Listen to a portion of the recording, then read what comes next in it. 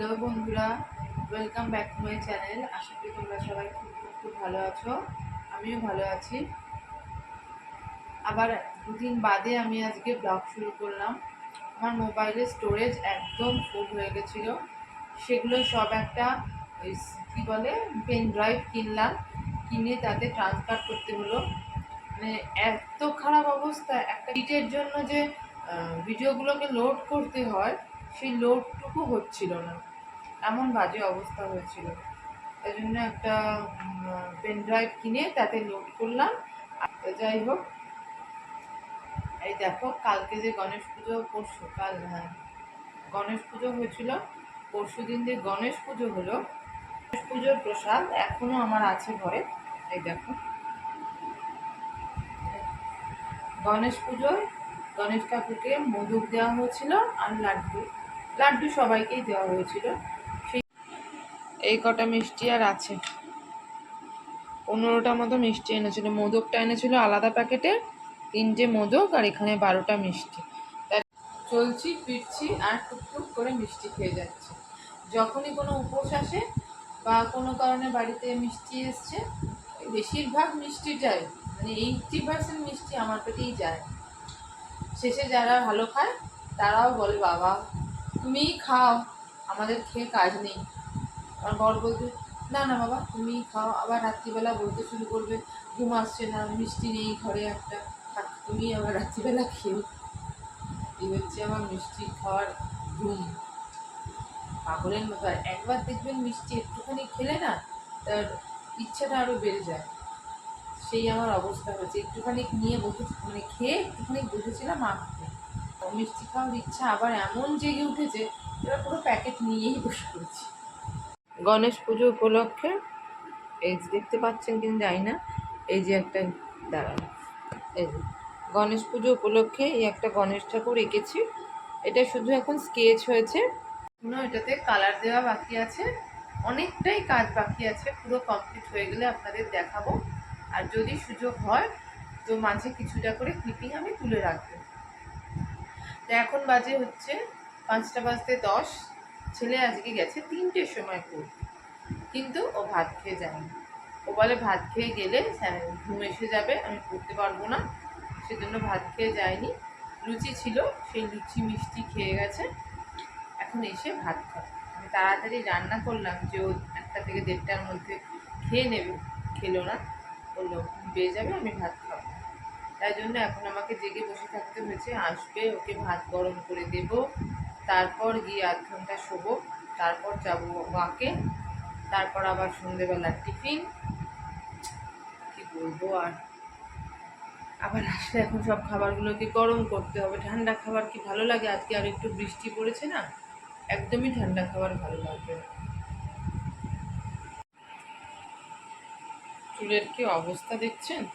বাপের বাড়ি থেকে ফেরার পর থেকে আর ইচ্ছা করছে না যে কিছু করি, শরীরের যত্ন, চুলের ত্বকের যত্ন, মানে কোনো রকম কিছু ইচ্ছা করছে না। কালকে তো হাঁটতেও যাইনি, ইচ্ছা করছিল না, কেমন যেন গা হাত পাটা ব্যথা করছে, গায়ে কোনো জোর নেই, কেমন যেন একটা লাগছে। সেই জন্য কালকে হাঁটতেও যাইনি। চুলটা যে একটু হেনা করবো তাও করিনি। আইব্রোগুলো দেখুন কীরকম বিচ্ছিরি হয়েছে। পার্লারে যাব সেটাও যায়নি। দেখি আজকে একটু যাব, আগামীকাল আবার বন্ধ থাকে পার্লারটা। আজকে যদি পারি একটু যাব। খুবই বাজে অবস্থা হয়েছে, মনে হচ্ছে সকাল। যাই হোক, দেখি কি করি। আজকে আবার সন্ধেবেলা 7টা থেকে 8টা ফ্রি একটা অনলাইন মাস্টার ক্লাস আছে। একজন বিশিষ্ট ডাক্তার, অর্থোপেডিক, উনি ক্লাসটা নেবেন। উনি হাঁটুর ব্যথা থেকে মুক্তির জন্য কিছু ব্যায়াম, তারপরে কিছু লাইফস্টাইল মেনটেন করা, তারপরে কিছু খাবার দাবার, এই সব কিছু নানান বিষয় নিয়ে উনি আলোচনা করবেন একটা ফ্রি ক্লাসে। তা সেটার জন্য নাম রেজিস্টার করতে বলেছিল, আমি সেটার নাম রেজিস্টার করেছি। এবার 7টা থেকে 8টায় ক্লাসটা জয়েন করবো, দেখি কি বলে। উনি বলছেন যে ওষুধও খেতে হবে না, অপারেশনও করতে হবে না, দেখা যাক। যাই হোক, আমার এখনও ঠাকুরের দয়া সেই পর্যায়ে আসেনি, কিন্তু ভবিষ্যতে যাতে সেইগুলো থেকে বাঁচা যায়, তা সেই জন্য আমি ক্লাসটাতে রেজিস্টার করেছি। না কি 7টা থেকে 8টা ক্লাসটা করবো, তার আগে আমাকে আবার হেঁটে আসতে হবে, নাহলে আর হাঁটতে যাওয়া হবে না। তো কুড়ে হয়ে গেছি না, আরও বিশেষ করে বাপের বাড়িতে গেলে ফেরার পর আমি আরও বেশি কুড়ে হয়ে যাই।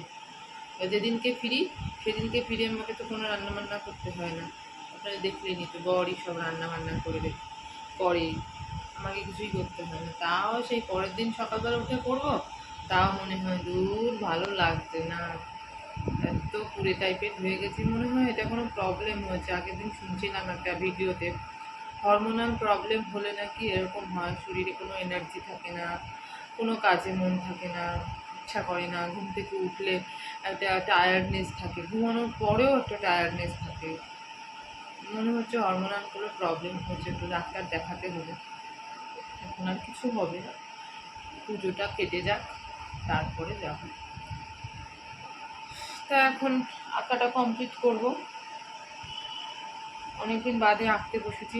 এখন ছেলেকে বলেছি আসার সময় একটা পেন কিনে আনতে, ওই পেনটা ছাড়া আঁকাটা কমপ্লিট করা যাবে না। বন্ধুরা, এই হেঁটে এলাম, হেঁটে এসে দরজা খুলতে না খুলতে পার্সেল চলে এলো। কি পার্সেল সেটা আপনাদের দেখাবো।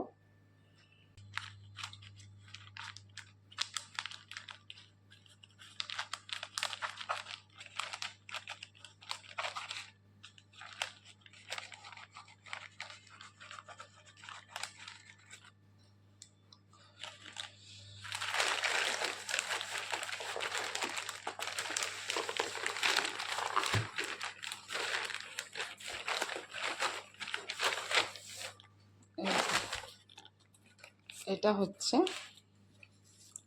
একটা পাওয়ার ব্যাংক। মানে আমি যে ট্রেকিংয়ে যাব, উপরে তো কোনো পাওয়ার নেই, মানে পাওয়ার নেই বলতে পুরোটাই সোলার পাওয়ার, ইলেকট্রিসিটি না, সোলার পাওয়ার। আর সেই সোলার পাওয়ারে সব জায়গায় ওরা চার্জ দিতে দেয় না, আর দিলেও সেটা অনেক মানে এক্সপেন্সিভ।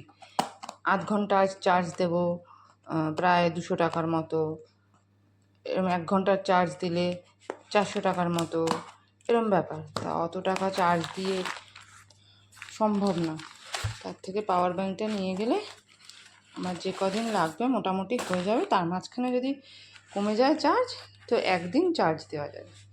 এই যে অ্যামব্রেন কোম্পানির এই 27,000 mAh পাওয়ার ব্যাংকটা নিলাম। এটা আমার ট্রেকিংয়ে খুব কাজে লাগবে। বর বলছিল দুটো 20,000-এর নাও, আর না হলে 50,000-এর একটা। আমি বলছি অত ভারী বলতে পারবো না, এটাই কি কম ভারী নাকি, দারুণ ভারী। দিয়ে যে খোলে বুঝে পাই না আমি, কোথা দিয়ে খুলবো বুঝতে পারছি না। আচ্ছা, এইখানে একটা স্টিকার রয়েছে, সেলোটিপ রয়েছে, এইটাকে কাটতে হবে। সেলোটিপটা না কাটলে হবে না। বাবারে কি প্যাকিং মাইরি। এনি কোয়ারি অর অ্যাডভাইস, এই যে পাওয়ার ব্যাংক। বাবা, এই মোটকা পাওয়ার ব্যাংকটা, ওরে মা, এ তো 700 গ্রাম মতো ওজন হবে। উরি বাবা, আমাকে বলছিল 50,000-এর নিতে। এই আমার বইতে গিয়ে ব্যাগের ভার বেড়ে যাবে। আর এর সাথে একটা, এটা কি আমি ঠিক জানি না, দেখতে হবে কী দিয়েছে এটার সাথে। এটা মনে হচ্ছে ওয়ারেন্টি কার্ড না, ও আচ্ছা আচ্ছা, এটা have any query or advice. এর সাথে এটা কি দিয়েছে দেখতে হবে।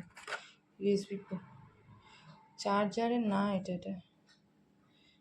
না না, হচ্ছে ব্যাটারি চার্জারের, এটা ব্যাটারিটা চার্জে দেওয়ার জন্য। আচ্ছা আচ্ছা, ব্যাটারি চার্জ।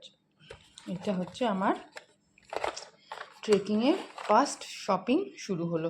ও সরি, এটা তো দিতে হবে। ট্রেকিংয়ের ফার্স্ট শপিং শুরু হয়ে গেল আমার এটা দিয়ে।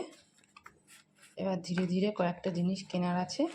পুজোয় জামা কাপড় কিছু কিনবো না, ওই আগে যা নতুন কেনা আছে ওই সব দিয়েই চালাবো। বাকি হচ্ছে শুধু ট্রেকিংয়ের জিনিসপত্রই কিনবো, একসাথে তো সব হয় না, ট্রেকিংয়ের আবার পুজোর।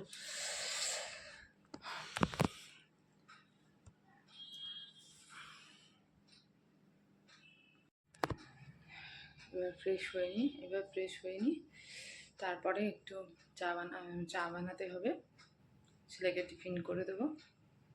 চলে এসেছি মুড়ি চানাচুর পাঁপড় ভাজা আর চা নিয়ে। এটা হচ্ছে সন্ধেবেলার টিফিন। এখন কটা বাজে? বাজে 9টা, বাজতে 10।